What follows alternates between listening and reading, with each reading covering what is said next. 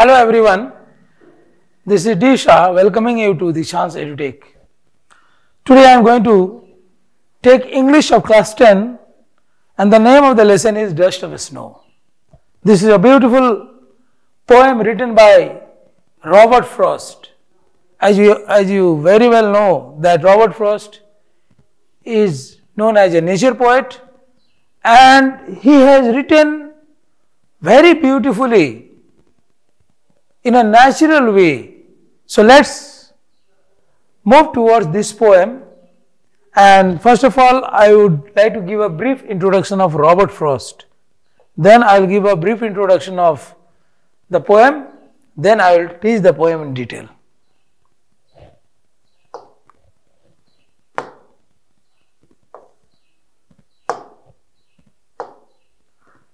Robert Frost, this is the beautiful picture of Robert Frost when he was young. Robert Frost, whose full name is Robert Lee Frost. He was born on March 26, 1874 in San Francisco, California, US, United States. And he died on January 29, 1963, Boston, Massachusetts. And he is remembered as an American poet who was much admired for his depictions of the rural life of New England.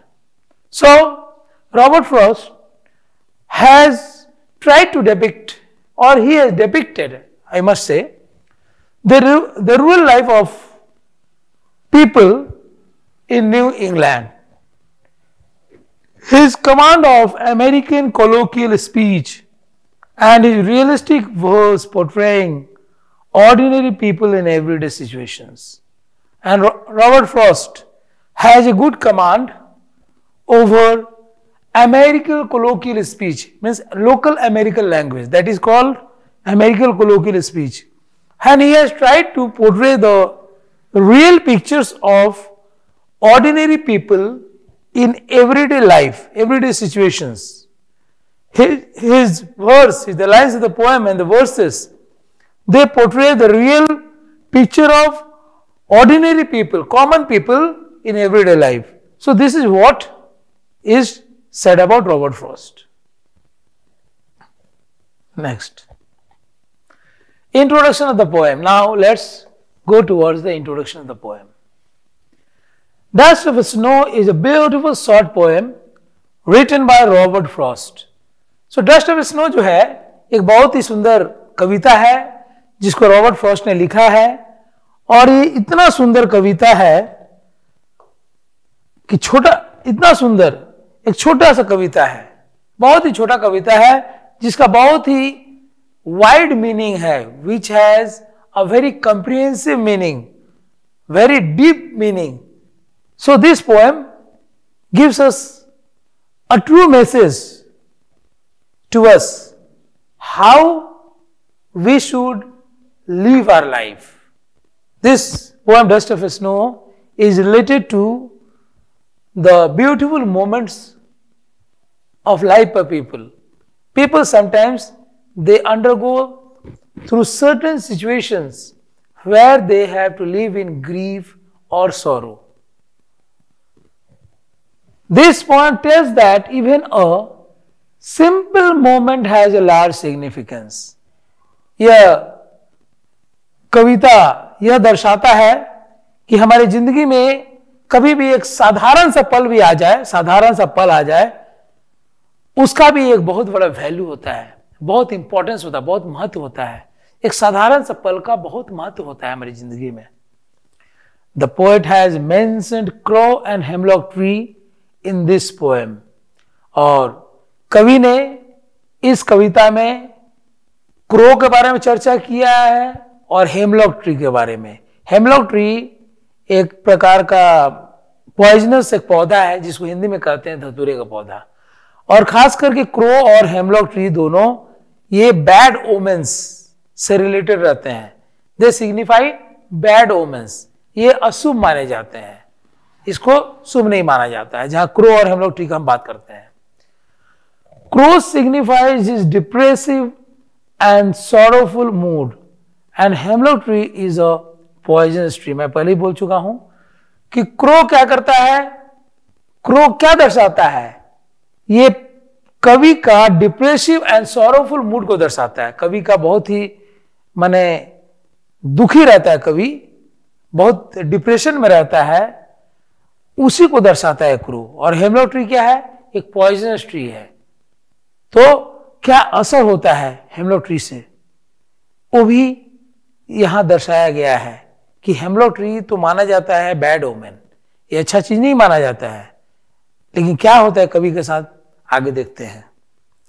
Both this signify that the poet was not in a good mood, and so he describes the dark depressive and bitter side of nature to present his similar mood. दोनों चीज जैसे कि crow है और hemlock tree, ये justify करते हैं कि poet was not in a good mood, poet was in a bad mood. Poet अच्छे मूड में नहीं थे. He was very depressed and he was in anger. He was showing his anger through his depression. And so the poet describe the dark depressive and bitter side of nature. Nature जो होता है प्रकृति का बहुत ही क्या बोलते हैं, अंधेरा, बहुत बैड मूड, और कड़वा जो होता है, कड़वा सच होता है, और यह जो जिंदगी की कड़वाहट होती है उसको दर्शाया गया है प्रकृति की, to present his similar mood. उसके मूड को दर्शाने के लिए पोएट क्या है, ये रॉबर्ट फर्स्ट बहुत ही खराब मूड में है, बहुत बुरे मूड में है और बुरे सिचुएशन में है. और ये जो नेचर को पोएट ने दर्शाया है, नेचर को बोलने से क्रो हो गया और ये हेमलॉक ट्री हो गया, उसके उनके डिप्रेसिव मूड से तुलना किया है, इसको सिमिलरिटी पाया है. तो सिमिलर मूड को तुलना करने के लिए क्रो और हेमलॉक ट्री का उपयोग किया है. तो चलिए देखते हैं इस कविता में और आगे क्या होता है. अभी भी इंट्रोडक्शन कुछ बाकी है. The poet says that once he was in a sad depressive mood and was sitting under a hemlock tree. Poet का कहना है कि एक समय की बात है, वो बहुत ही खराब मूड में थे, बहुत गुस्से में थे, और उनका मूड भी अच्छा नहीं था, उनका समय भी अच्छा नहीं जा रहा था. A crow sitting on the same tree shook off the dust of snow. क्या हुआ कि एक घटना हुआ कि एक क्रो हेमलॉक ट्री पे बैठा हुआ था और उस ट्री पर पूरा डस्ट ऑफ स्नो पड़े हुए थे. स्नोफॉल गिरा था, मतलब स्नो गिरे हुए थे, तो स्मॉल पार्टिकल्स जो होता है स्नो का, जो कि that remain on the surface after the snowfall on the poet. So what happens? The small particles of snow that remain on the surface after snowfall, they fall on the poet. वो कवि के शरीर पर गिर जाते हैं. This simple action changed the poet's mood. और क्या होता है कि क्रो उस हेमलॉक ट्री पे बैठा रहता है और जैसे शेक करता है हेमलॉक ट्री के ब्रांचेस को, पत्तों को, वैसे ही स्नो जो कि स्मॉल पार्टिकल्स होते हैं स्नो के, वो कवि के शरीर पर गिरते हैं. और ये थोड़ा छोटा सा एक्शन जो होता है, इससे कवि का पूरा मूड बदल जाता है. जो एगोनी में रहता है, गुस्से में रहता है, डिप्रेस्ड रहता है, उसका मूड चेंज होकर हैप्पी मूड में तब्दील हो जाता है. वो स्मॉल पार्टिकल्स ऑफ स्नो जैसे ही उसके शरीर पर गिरता है. He realized that he had just wasted a part of his day repenting and being lost in sorrow. And then the poet realizes that he has wasted the first part of the day in depression and sorrow because he was repenting for what has happened to him. So had he not wasted his first part of the day, his whole day had been very nice. But the change in his mood and made him realize that he should utilize the rest of the day in some useful activity. लेकिन जैसे उसका mood में change हो, mood में बदलाव होता है कवि के, आई मीन रॉबर्ट फ्रॉस्ट के, जैसे ही स्नोफॉल उसके शरीर पर गिरता है, डस्ट पार्टिकल स्नो का सॉरी, वैसे उसका मूड चेंज हो जाता है और सोचता है कि फर्स्ट हाफ तो खराब हो गया है, first of the day has been spoiled, तो सोचता है second half of the day क्यों खराब करे, उसको यूटिलाइज करने को सोचता है। His sorrow was washed away by the light shower of snow dust, और उसका दुख जो पूरा फेड हो जाता है, उसका दुख गायब हो जाता है। He just gets rid of the depression by the light shower of snowfall. So he is away from depression now and he is seen in a happy mood. His spirit was revived and he got ready to utilize the rest of the day. उसके अंतरात्मा से आवाज आई, उसके consciousness, हाँ, उसके self consciousness जगा और उसको ये सद्बुद्धि मिल गई कि बाकी का जो दिन है, जो दिन बचा हुआ दिन है, समय जो दूसरे पहर का, हाँ, फर्स्ट हाफ का तो खराब हो गया था, सेकंड हाफ का बेटर जाए, तो यही वह सोचने लगेगा, अब जो बाकी का जो समय बचा है उसको बर्बाद नहीं करेगा। He must not waste that time.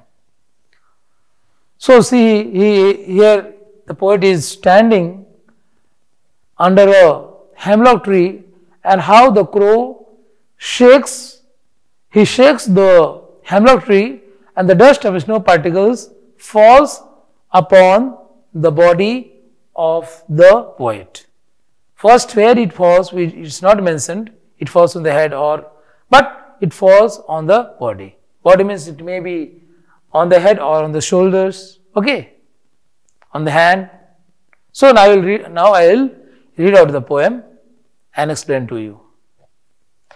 This poem consists of 8 lines only, and these 8 lines gives a true message, a very deep message to the readers, to the people, to the students. ये जो 8 line है बच्चों, ये गहरा छाप छोड़ता है लोगों के हार्ट और माइंड में, बच्चों पर भी, तुम सब पर एक बहुत गहरा असर छोड़ेगा ये जो 8 लाइन्स ऑफ द पोएम है, because it's written in a different way, because the mood of the poet has been compared with the crow and hemlock tree. Okay, now you see. It's written by Robert Frost. The way a crow shook down on me the dust of snow from a hemlock tree. So the poet was standing under a hemlock tree and he was seen in a very depressed mood. He was in a sorrowful mood. And what happened at that time? That time he was thinking very hard and he was in grief. So at that time what happened? A crow who was sitting on the branch of a hemlock tree, it shook down the dust of snow on the poet. मतलब कि एक कौवा जो कि एक hemlock tree पे बैठा हुआ था, एक धतूरे के पौधे पे बैठा हुआ था, उसकी डाली पर वो क्या किया, शेक करना शुरू कर दिया, मूव करना शुरू कर दिया। क्या, ब्रांच, ट्री का जो ब्रांचेस होता है, शाखा, उसको शेक करना शुरू कर दिया, हल्का फुल्का हिलाना डुलाना शुरू कर दिया। और जैसे ही हिलाना डुलाना किया, जो डस्ट पार्टिकल्स जो थे स्नो के, वो कवि के शरीर पर गिर गए। उसके बाद क्या हुआ? Has given my heart a change of mood and saved some part of a day I had rued. तो जैसे ही हेमलॉक ट्री से ये dust particles, I mean snow का डस्ट पार्टिकल्स जो गिरा, वैसे ही इसका दिल में, कवि के वजह से गिरा, इसका मन शांत हो गया। जो मन विचलित था, विचलित मन एकदम शांत हो गया। And there was a change in the mood. From depression stage, he changed himself to a happy stage. So there was seen transformation in his behavior. Okay, जो एक डिप्रेस्ड मूड में था, गुस्सैल था, उस मूड से वो एक हैप्पी एंड एक्साइटेड मूड में कवि चले आते हैं। और उससे क्या होता है, एक first part of the day तो खराब हो गया था उनका, due to depression, due to tension, due to bad mood, due to anger, किसी बात को लेके होगा। लेकिन उनको लगा कि एक part, first part of the day तो खराब हो गया दिन, अब सेकंड पार्ट को खराब नहीं चाहते थे। And shift some part of a day, और सोचे कि सेकंड पार्ट जो है वो उनका अब अच्छा जाएगा क्योंकि उनका मूड चेंज हो गया है। और ये कह रहे थे कि उसके लिए रिपेंट करके फायदा नहीं है। He must not repent for the first half of the day he had wasted, जो बर्बाद कर दिया उन्होंने पहला हाफ, उसके लिए रिपेंट नहीं करना चाहिए, आगे के बारे में सोचना चाहिए। तो इसी प्रकार से कवि का मूड चेंज हो जाता है, उनका हार्ट चेंज हो जाता है, उनका मन बदल जाता है और गुस्से वाले स्टेज से वो हैप्पी मूड में चले आते हैं। तो यही चेंजेस हमें देखने को मिलता है कवि में। तो ये बहुत बड़ा drastic, this is a drastic change which comes in the mind and heart of the poet. So this is what the poem tells us and what the poet gives us a message, that we must not repent for what had happened. Okay, वही future की बात है, first half में जो खत्म हो, that relates to future only. We must not repent, but we must change our mood and think we must not waste the remaining part of the day. The remaining part of the time we must not waste. Because time is precious than gold. So there should be proper time management. And one must not spend his time in bad mood or sorrowful mood so that his life would be affected adversely. So this is a strong message to the readers that you must not be in bad mood, and bad mood could be removed by thinking over the good things, and you must think good things, my dear children. Then only your mood will be changed. You must create interest in studies by thinking about good things. Now next, this is the end of the poem. Now poetic devices. I will just give out some poetic devices of this poem. First poetic device is assonance. Assonance, what is that? The sound of vowel O is prominent. Shook down on me. You see, sound of vowel, vowel sound देखिए यहाँ, shook में भी आता है, down में भी आता है, on में भी vowel sound, जो O बार बार रिपीट होता है, vowel sound, इसको बोलते हैं vowel sound का रिपीटेशन जब होता है कविता में बार बार, और खास करके vowel sound जो एक क्या बोलते हैं, एक कोई भी वॉवेल साउंड जो बार बार आता है, जो फिक्स्ड है, जो ओ यहां पर बार बार आया है, तो इसको बोलते हैं assonance. Then there is enjambment. Next poetic device is enjambment. The sentence is being continued to the next line without the use of any punctuation marks. It has been use throughout the stanza. So बिना punctuation mark का ये देखो sentence, देखिए ये चलते रहा है, first sentence, second sentence, third sentence, fourth sentence, fifth, sixth, seventh, eighth, कहीं पंक्चुएशन मार्क नहीं है, ना फुल स्टॉप है, ना कॉमा है, ना एक्सक्लेमेशन मार्क है, ना कोई ऐसा मार्क है। तो इसको जब कोई पंक्चुएशन मार्क्स नहीं रहेगा किसी लाइंस में, जब कविता वाली बात आती है थ्रू आउट द स्टैंजा, तो इसको बोलते हैं एंजाममेंट, याद रखें। Next is metaphor. The poet has compared the snowflakes with dust in line 3. So line 3 में स्नोफ्लेक्स को डस्ट से कंपेयर किया है पोएट ने। लाइन 3 में देखिए, लाइन 3 में उसको डस्ट से कंपेयर किया, dust of snow. Means particles of snow. Okay, dust compare किया है थर्ड लाइन में. तो ये होता है metaphor. We can see that the dust is compared with snowflakes. So this sort of comparison is called metaphor. Then there is imagery. The poet has given the visual description of the whole stanza. सारे stanza का एक visual description दिया, एक live picture के जैसा आता है.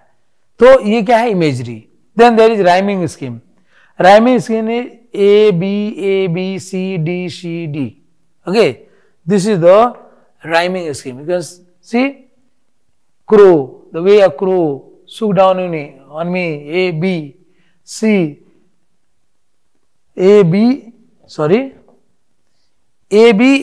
C D C D. This is the rhyming scheme, okay, of the poem.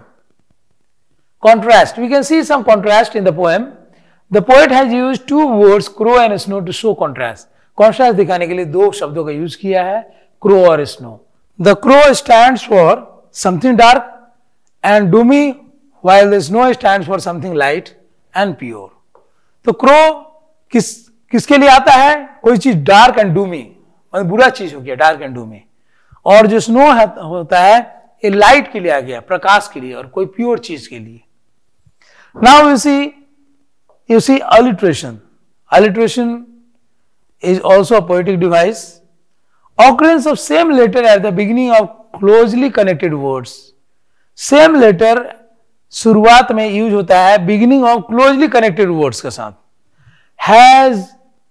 Has given my heart and saved some part. तो occurrence of same letter at the beginning of closely connected words आप देख पा रहे हैं. Has given my heart and saved some part. Now you see symbolism. When something has been used as a symbol, कोई चीज है symbol का रूप में जब यूज होता है तो उसको बोलते हैं सिंबोलिज्म. जैसे the hemlock tree is a poisonous tree which has been used as a symbol of death by the poet. Hemlock tree क्या है?